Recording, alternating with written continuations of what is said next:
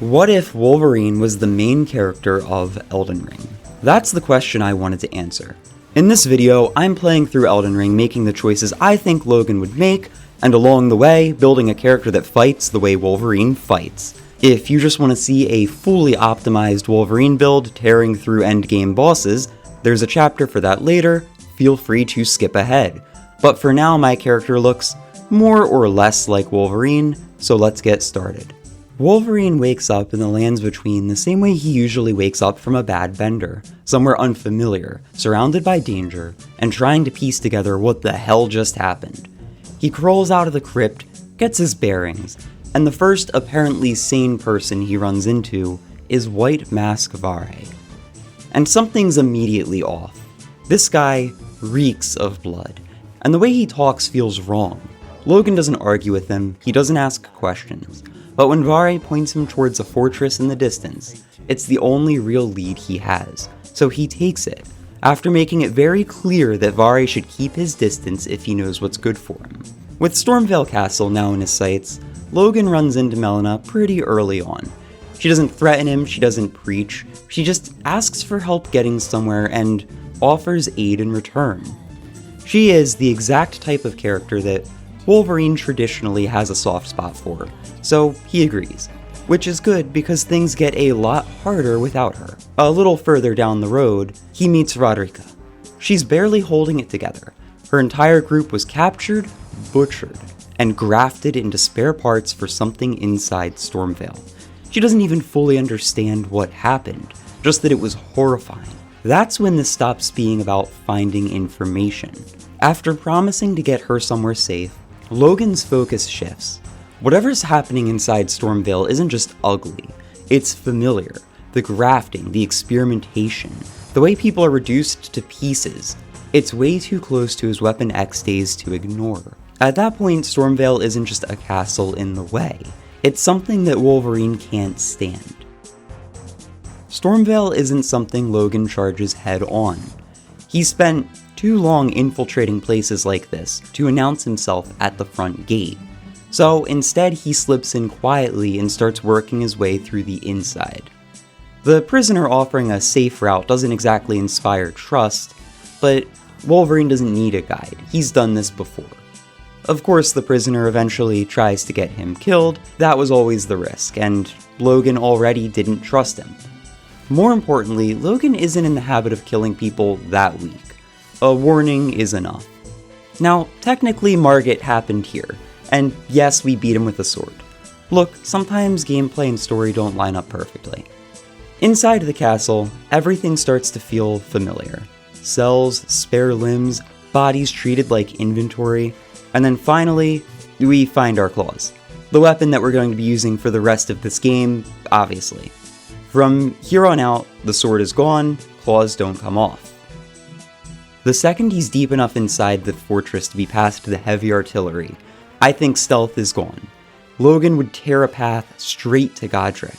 There's no mysteries to solve here. Godric is exactly the kind of person that Logan has no problem killing. He hurts people, he experiments on them, and he does it without regret. Being told to kneel the moment Logan walks in doesn't exactly help his case. I command thee, kneel! I am the Lord of all that is golden. Hydra, Weapon X, it's all the same. And it ends now.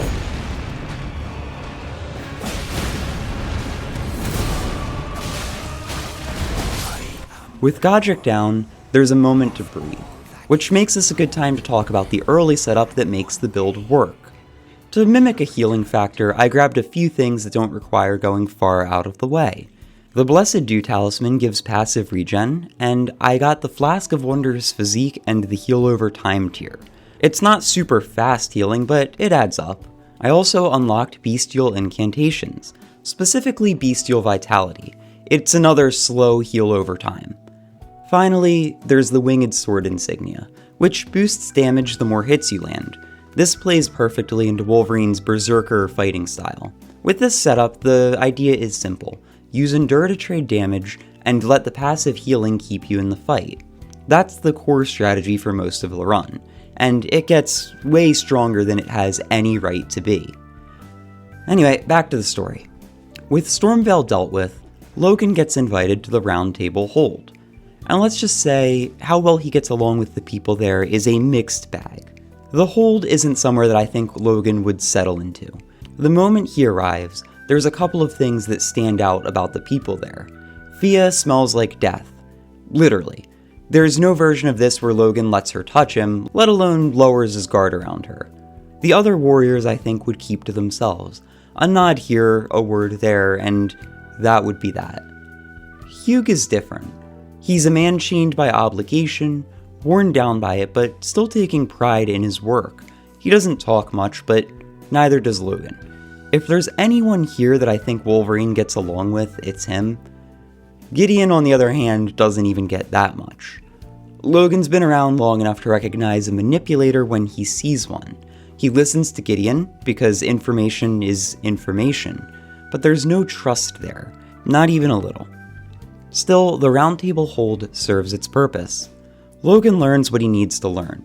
There are other shard bearers, other problems standing between Melina and the capital. The choice of who to go after next becomes very straightforward.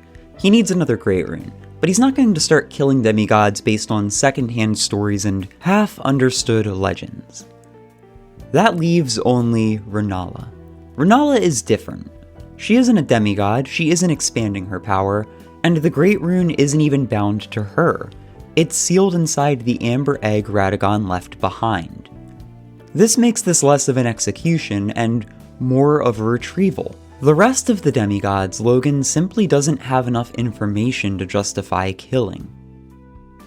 Liurnia opens up into a wide mist-covered lowland, with the Academy of Raya Lucaria looming over everything. The Academy is the problem in front of him, so that's where he goes. Wolverine definitely wouldn't trust hopping into random teleporters. He makes a straight line to the Academy. At the Academy gate, the message is simple. No key, no entry. But there's also a map of a meeting place. It's almost too convenient. Proving it can't just be that easy, there's a dragon sitting right on top of what we need.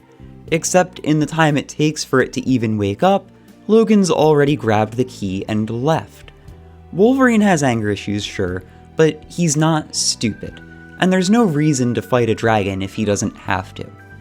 Logan retrieves the key, and that's that.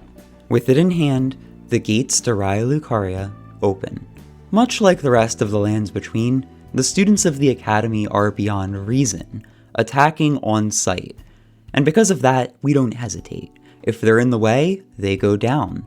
Endora lets us swing straight through what would normally be some incredibly annoying spell spam. But this is also where one of the build's biggest issues shows itself. We have no range. At all. Everything has to be handled up close and personal.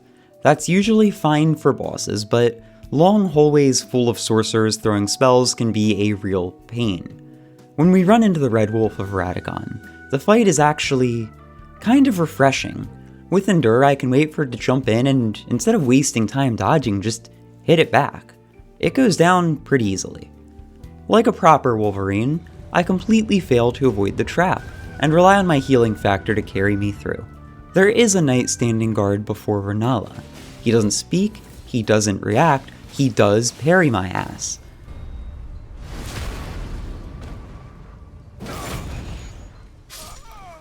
Logan's been through worse, but here's a reminder that sometimes brute force, aka R1 spam, doesn't solve everything cleanly. Now, the Renala fight is where things get interesting. Wolverine would never kill children without an extremely good reason. So, normally, seeing Renala protected by them would be the end of this. Except, something you might not know, is it only takes one hit to break the shield.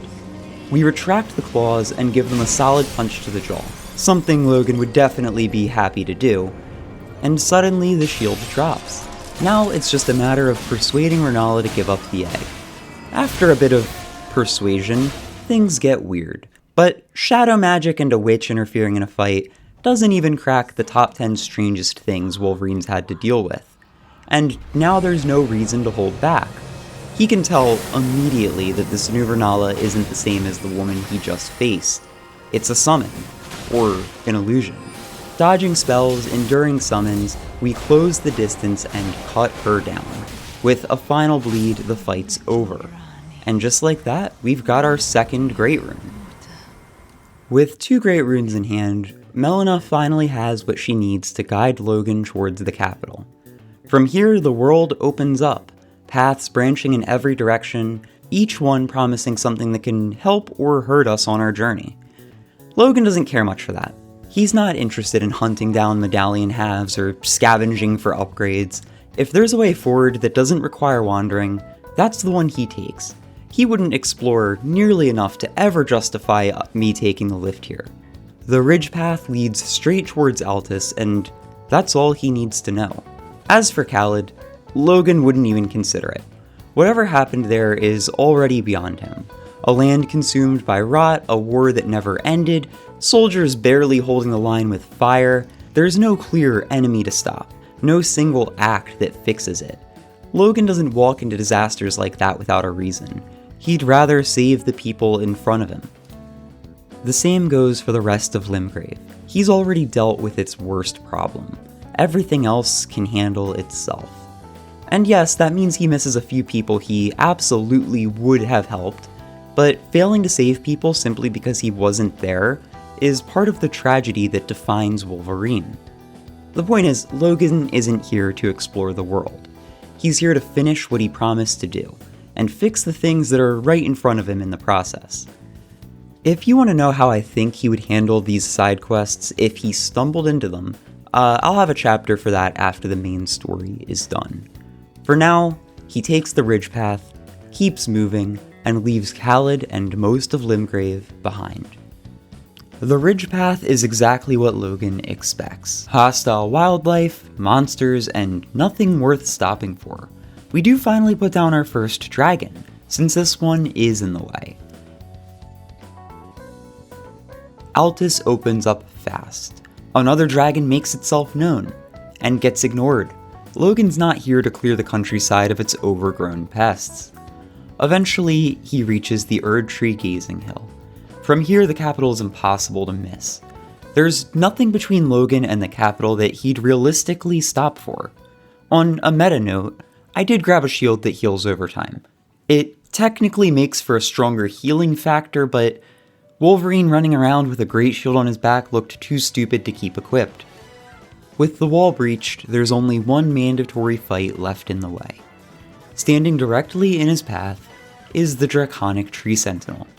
The Draconic Tree Sentinel is the final wall between Logan and the capital, far stronger than anything we've faced so far, with a brutal, primal nature that mirrors Logan's own. The first few attempts don't go his way.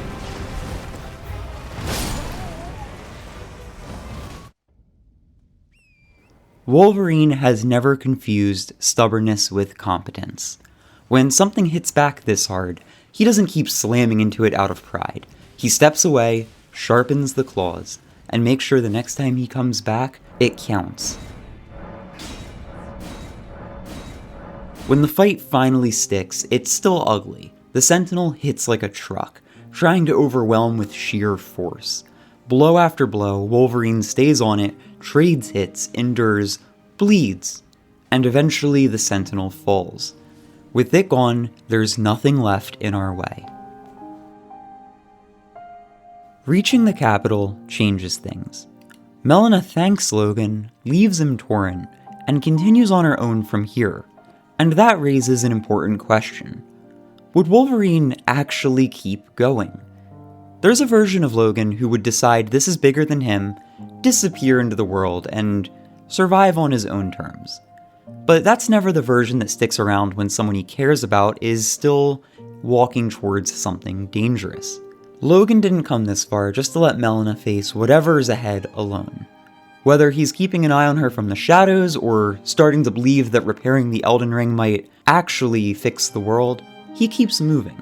That's always been the contradiction at the heart of Wolverine. He tries to stay out of trouble, but the moment there's something he can do to help, he ends up neck deep in something far bigger than him. Like Spider-Man, if Spider-Man was an alcoholic with anger issues. Following Melina, our path inevitably crosses with the final and greatest defender of the Old Order, Morgott the Omen King. Morgott isn't hiding. He stands exactly where he means to die. He's suffered, he's been cast out, and he's chosen to become the last line of defense for the system that broke him. Logan wouldn't argue with his resolve. Morgott stands between Melina and the Erdtree, and that makes him a problem. Whether Logan wants to be Elden Lord or not doesn't really matter. He isn't going to spare someone actively protecting a system that's clearly beyond saving. The fight is brutal, but honest. There's no tricks and no illusions. When it's over, Morgott falls knowing exactly why. And with him dead, the way finally seems clear. Until it isn't. Logan may not believe in prophecies or the will of distant gods, but after a few attempts at cutting his way in, one thing becomes obvious. The Erdtree isn't letting anyone enter. And whatever's wrong with this world, it can't be fixed from the outside. As he attempts to leave, Melina appears before him again, asking for a new accord. She tells him she has a way to open the Erdtree, to clear the thorns and make a path forward. But to do that, they'll need the flame of the giants far to the north. It's blasphemy. She knows it and doesn't apologize for it. Logan's never been the type to shy away from doing what's right just because someone calls it wrong, so he agrees. Still, there's something in the way Melina speaks, a quiet, grim determination that Logan would recognize immediately. He doesn't know exactly what she's planning, but he knows that her mind is made up. It's on the road through the mountaintops that Logan would get his answers, as he runs into Shabriri. Shabriri tells Logan what Melina won't say outright, that to burn the Erdtree she intends to burn herself. He offers an alternative, another flame, another way. Logan doesn't take it. A force wearing a dead man's body and trying to undermine someone else's choice was never going to be trusted. Logan's dealt with enough voices like this to recognize the pattern. Salvation at the cost of everything else. Melina's choice is still her own, but now at least Logan knows what she's walking towards. The mountaintops are long, cold, and empty. Not a battlefield, not a disaster, just a dead stretch of land. Logan travels with Melina. He doesn't press her. If she wants to say more, she will. If not, he'll be there anyway. Along the way, we get our first real build upgrade in a while. The Godskin Swaddling Cloth restores health on consecutive hits, turning endurance into something that finally feels like a real healing factor. There's one final fight standing in the way of the Forge, an ancient, colossal fire giant. Logan's taken down bigger. The smell of blood tells him everything he needs to know. Focus the leg, stay close, and finish it. The things that he fights are starting to take almost as much punishment as he can, but bleed keeps the fight from dragging out too long. Eventually, the giant falls. At the Forge, Melina finally stops leaving things unsaid. She tells Logan plainly, she's going to burn. Not because she's being forced, but because this is the path that she's chosen. Wolverine doesn't like it. Not for a second. But this isn't a conversation anymore. It's a decision. And stopping her without a real alternative wouldn't save her. It would only delay the inevitable. This order needs to end. Melina thanks him, then she steps forward. The Erdtree burns, and she burns with it. The one who walks alongside flame shall one day meet the road of destined death. Logan wakes in Fara Missoula. He doesn't feel chosen, he doesn't feel righteous, he just feels the weight of what it cost. And at that point, whether he ever wanted to be Elden Lord or not, stops mattering. Someone paid the price to open the way forward. The least he can do is make sure it wasn't for nothing. While Wolverine tears through Fara Missoula, I want to step out of the story for a moment and talk about why I think he lets Melina sacrifice herself. Because this is probably the biggest point of contention in the whole video. Wolverine has stopped people from dying plenty of times. He's dragged teammates back from the brink, ignored orders, and thrown himself into impossible situations so someone else wouldn't have to. So why doesn't he do that here? The answer is that Logan isn't opposed to sacrifice. He's opposed to wasted sacrifice. If someone is trying to die because they're scared, manipulated, or cornered, Logan will stop them every time. But if what someone is doing is genuinely the only way to stop something worse, he's not going to tell them it isn't worth dying over.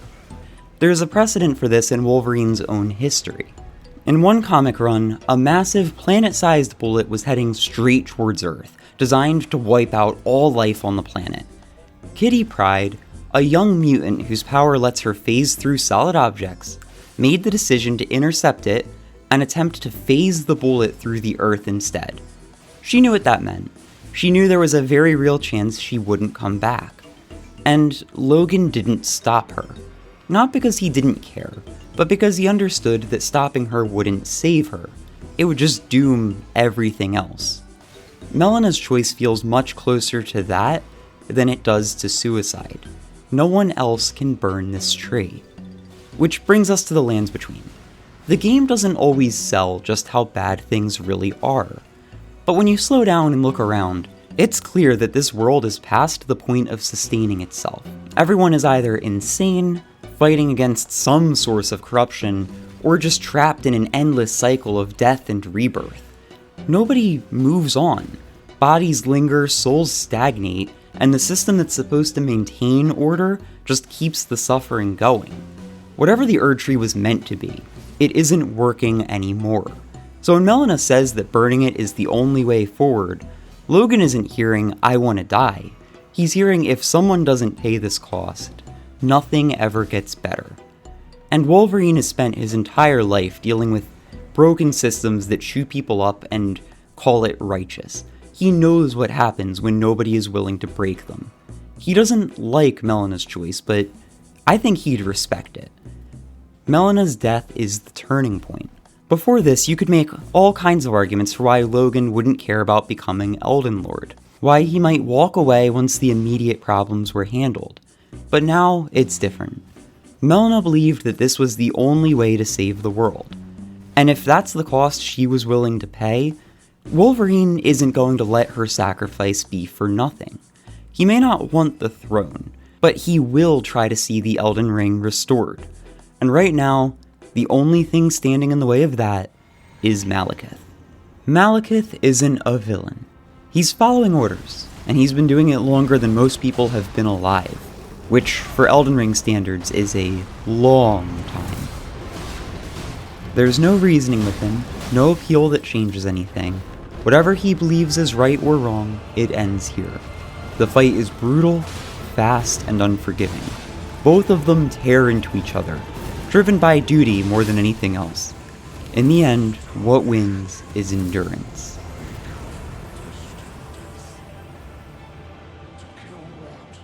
When Logan returns to the capital, it's barely recognizable. Whatever order once held this place together is gone. Ash coats everything. There is nothing left to save here, just loose ends. Gideon is the first person in our way, and he's the kind of person Wolverine can't stand the most. Someone willing to play God with other people's lives while pretending it's for their own good. Logan will never know the true extent of what Gideon's done, and he wouldn't care to dig that deep without reason. Gideon choosing to stand in front of him is reason enough to end it. There's no debate, no weighing options. Before Gideon can even finish his speech, he has to deal with an angry Wolverine. He does not deal with it well. Now there's only one warrior left.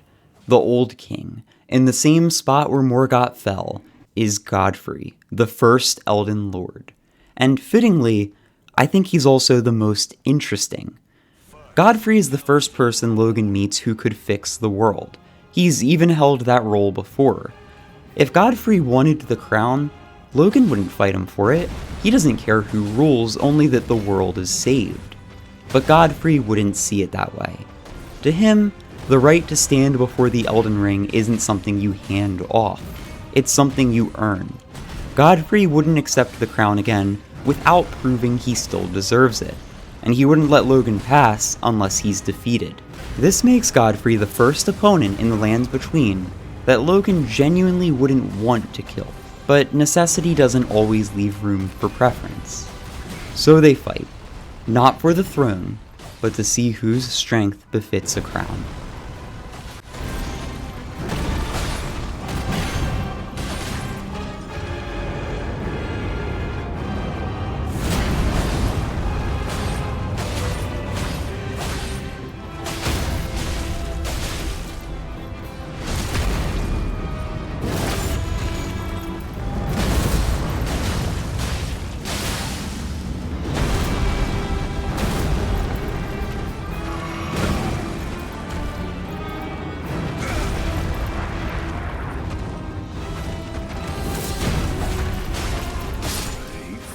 Tarnished.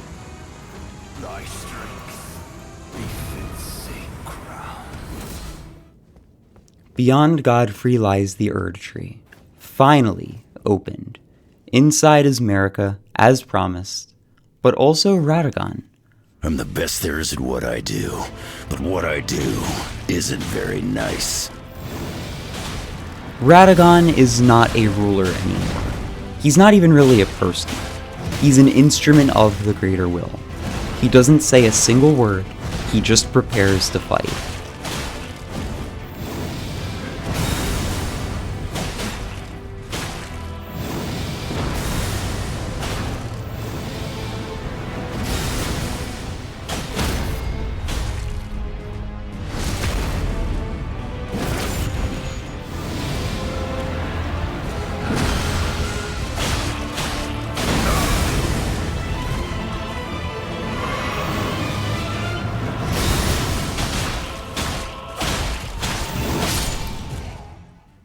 And when Radagon falls, what remains finally reveals itself. The Elden Beast is a god, but one made mortal, the system made flesh, distant, inhuman, enforcing order long after that order stopped serving anyone. It's the last thing standing between the world and the chance to heal. With one final endure, the god falls.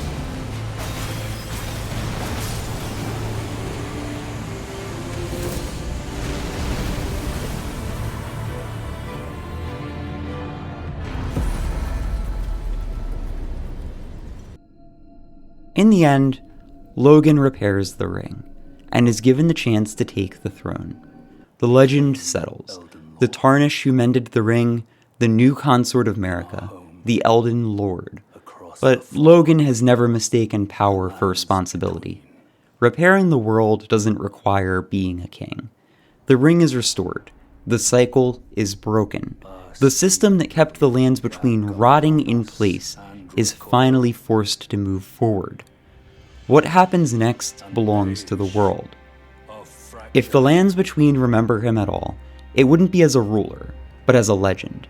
He'd be remembered as the one who fixed what was broken, and then walked away, the lord who denied the throne. And that suits Wolverine just fine.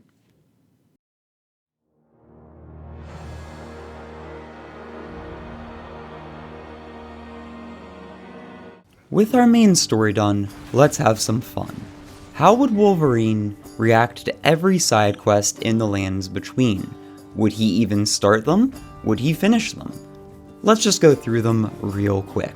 Starting with the first one that he definitely would have done that I missed, Irina.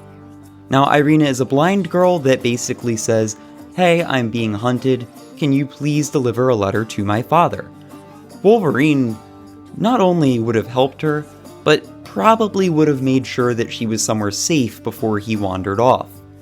Meaning she wouldn't die like she does in the main story.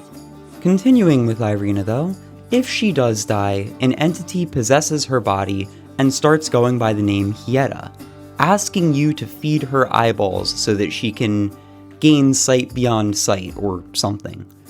Wolverine would never do this. Not only would he be able to smell that something was possessing the body of this girl, because, she died, but even if that wasn't the case, he would never feed a blind girl eyeballs. Like, that's just, come on. So yeah, the Hieta quest line would be a non-starter. Irina, though, probably would live, so it'd be a non-starter anyway.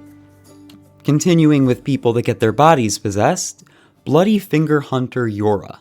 I think Logan would get along with him pretty well. He's, at the end of the day, killing murderers, so, like, there's not going to be much backlash here from Wolverine. He would more than likely help him whenever he ran into him, because the quest isn't really Yura asking you to do stuff so much as you stumbling into him fighting people, and then helping him or not. So, yeah. Same thing with Yura though, once he's possessed by Shabriri, I don't think that Logan would continue to associate with him. In fact, he'd probably kill Shabriri just for taking over the body like that, because, it's not very cool, man. Alexander, everybody's favorite pot. I think Logan would definitely help him as he ran into him. Going to the Radahn Festival would be a pretty hard sell, as Wolverine doesn't really care to fight for glory, but like, assuming that he did just keep running into Alexander by happenstance, I think that he'd help him out. The only thing that I don't think Wolverine would do is agree to an honor duel with him to kill him.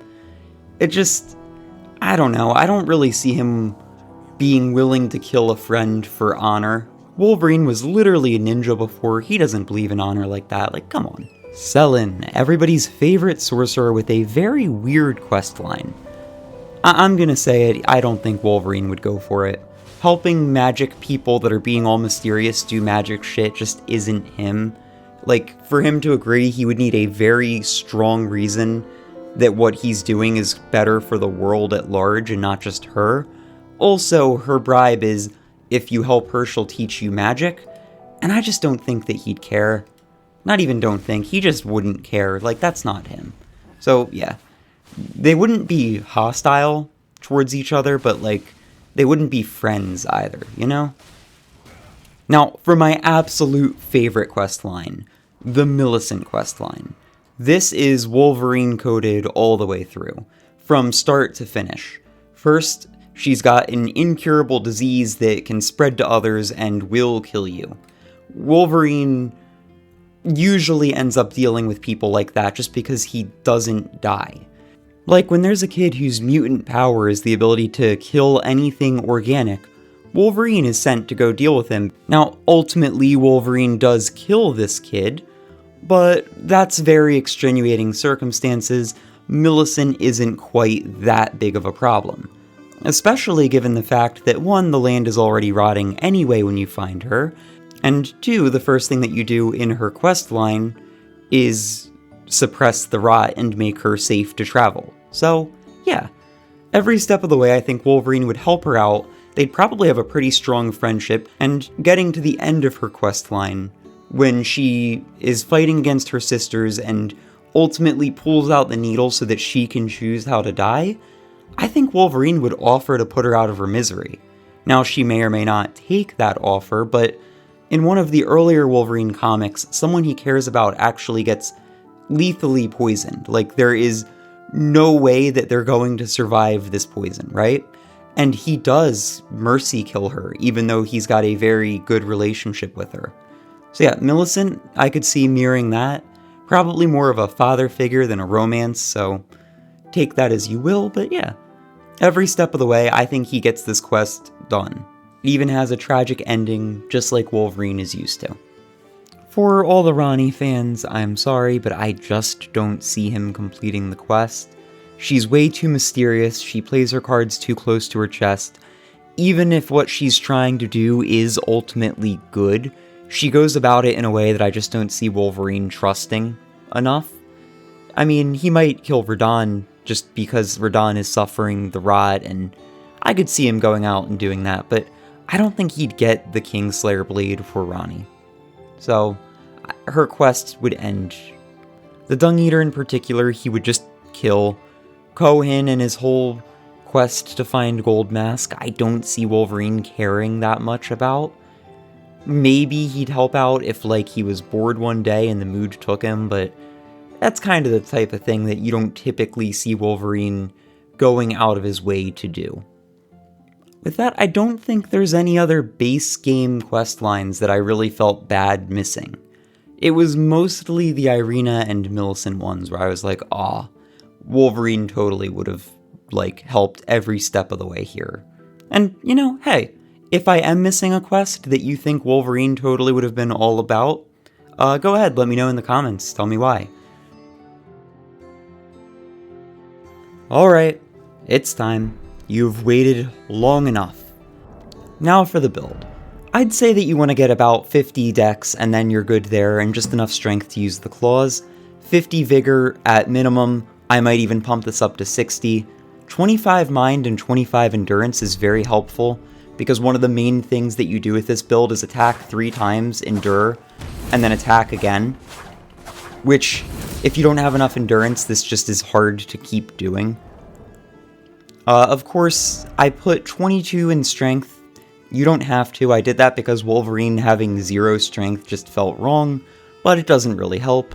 You need at least 12 faith to use the bestial vitality to regen.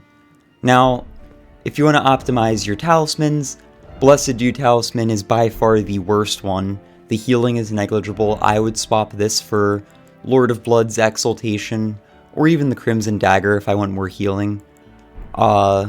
Rotten Winged Sword Insignia for successive attacks. This is just a better version of the Winged Sword Insignia.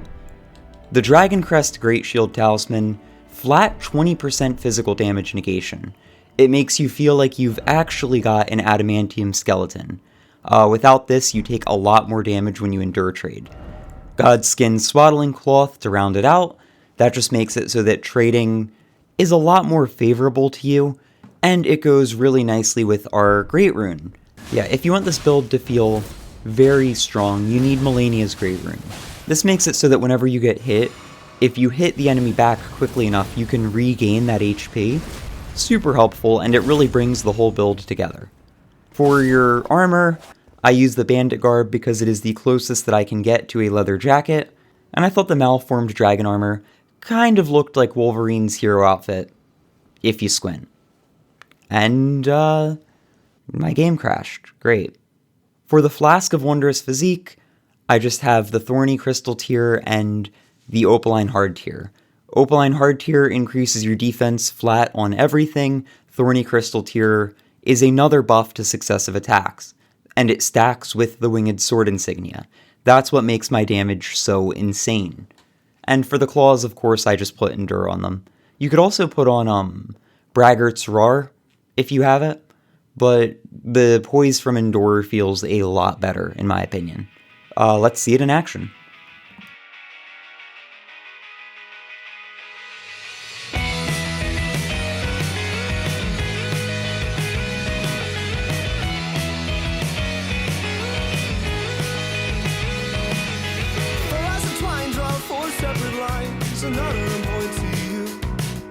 A tangled mess of knots I confess, but the intent was there. I swear he set our sights on something that we thought was true. So now we sit and stare across a surface spanning the whole state.